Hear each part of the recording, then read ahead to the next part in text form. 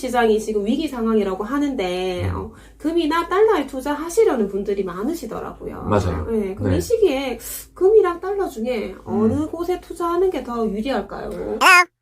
저는 그 질문에 대한 답을 먼저 주기 전에 제가 금이랑 달러에 대한 관계를 먼저 설명을 드려야 될 것 같아요. 아, 이런 거 좋습니다. 네네. 네. 일단 금이랑 달러는 평소에는 반대로 움직여요. 금이 오르면 달러가 떨어지고 달러가 오르면 금이 떨어지고. 같이 오른 거 아니었어요? 같이 오르는 거는 위기 때만 같이 올라요.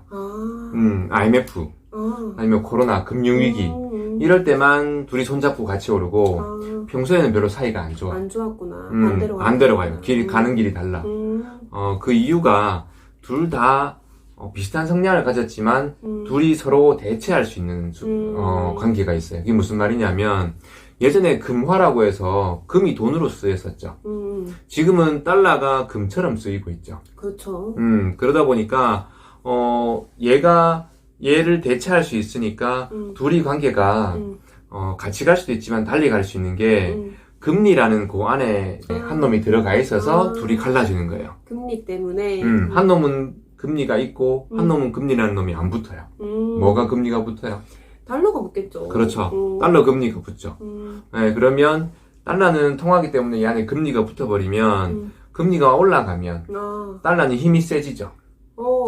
예금하면 달러 예금하면 뭐 2% 아니면 5% 준다.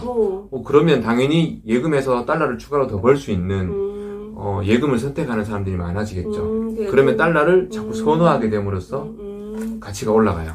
그러니까 이제 금리 인상 소식에 이제 달러가 계속 오를 수도 그렇죠. 있구나. 금은 우리가 장신구로 가지고 있고 뭐 금고에 보관도 하고 있지만 얘는 아무리 은행에 맡겨놔도 이자를 주지 않아요. 금리라는 친구가 붙지 않는 거죠. 그러면 얘는 외롭게 혼자서 계속 있기 때문에 금리가 오르는 시기에는 외로워지는 거예요. 그래서 최근에 보면 달러가 많이 올랐어요. 1200원은 훌쩍 넘었고 금은 좀 오르다가 다시 떨어지고 있어요. 그 이유가 지금 아까 금리라는 친구 때문에 영향을 받고 있는 거죠. 네, 그래서 금리라는 친구가 붙어있는 달러는 금리 오르는 시기에 유리하다. 그리고 금은 달러가 오르는 시기에 불리하다. 그래서 예전에 그래프들을 잘 살펴보면 둘이가 반대로 움직이다가 위기 때만 같이 튀어오르는 효과들이 많았었어요. 그럼 뭐 IMF나 뭐 금융위기나 뭐 그럴 때는 달러나 뭐 금을 투자했을 때 좀 네. 괜찮았겠네요. 그렇죠. 그때 사실 달러나 금을 팔아서 주식을 또는 뭐 부동산을 사는 분들이 엄청난 부를 이루셨죠. 네, 그리고 IMF 때 보면 거의 한 2,000원 정도, 1달러에 그 정도 갔었고, 그 다음에 금융위기 때는 한 1,600원, 그 다음에 코로나 때는 한 1,300원까지도 갔었어요. 그럼 지금도 달러로 갈아타고 있다가 달러 올랐을 때 딱 들어가면 좋은 거 아니에요? 그렇게 딱 타이밍을 맞추면 제일 좋은데, 그렇죠. 근데 달러는 그 전에 뉴스를 보셨는지 모르겠지만, 달러가 오르고 있을 때는 코로나 때 달러가 1,500원, 1,600원까지 간다라는 예상도 많았었어요. 지금도 이제 막 달러가 1,200원 가니까 금리 오르니까 1,300원, 1,400원 간다는 말도 나오고 있거든요. 근데 사실은 달러라는 그 자체가 돈의 상대평가예요. 그리고 우리나라 원화 대비해서 달러가 얼마의 가치를 가지고 있는 게 환율인데 사실 이거는 우리 IMF 때 만약에 달러가 계속 오를 것 같아서 한 1,900원에 다 사놓으셨던 분들은 아직까지도 손해예요. 그래서 달러를 가지고 내가 올인해가지고 투자를 하겠다라고 하면 그런 위험에 노출될 수가 있겠죠. 지금이 1,200원이 싸 보일 수도 있겠죠. 지금 앞으로 더 비싸지면. 근데 1,000원까지 내려가는 상황이 되면 1,200원은 너무 비싸게 산 달러가 될 수도 있는 거예요. 그리고 달러라는 게 꾸준히 우상향하는 자산이 아니에요. 한 번씩 이렇게 튀어오르는 그렇죠. 그런 위기 때만 튀어오르고 평소에는 그냥 잔잔하게 1,000원에서 한 1,100원 그 사이를 왔다 갔다 하고 있었어요. 근데 이제 우리 주식이나 부동산 같은 경우에는 중간에 변동성은 달러보다도 훨씬 더 컸지만 계속 우상향하는 자산들이죠.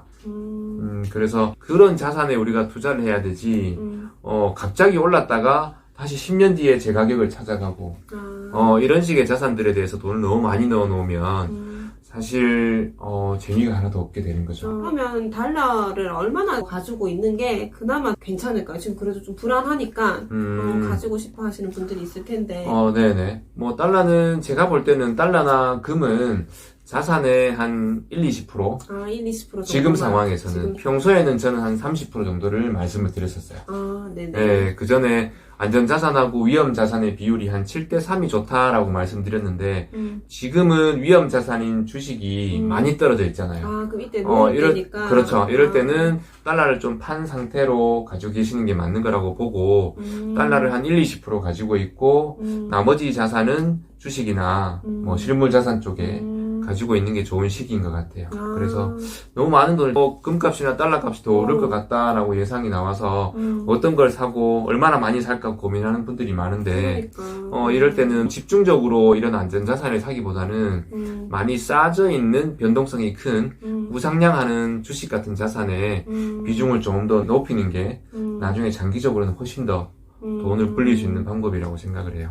지금 막 불안하니까 이제 안전자산으로 이제 쏠림 현상이 나타나고 있는데 오히려 이때가 더 줄일 때다라는 그렇죠. 말씀인 거죠. 네네. 저는 지금은 뭐 달러 비중 한 10%에서 20% 정도 가지고 있을 정도로 조금 더 용기를 내서 투자해야 될 시기라고 봅니다. 그렇네요. 참 용기를 내랍니다. 더 떨어지면 존버. 계속 존버 용기 내라고 말씀해 주셨고요. 저희도 용기 내면서 같이 투자를 이어나가도록 하겠습니다. 여기까지 하고요. 구독과 좋아요. 알림 설정도 부탁드릴게요.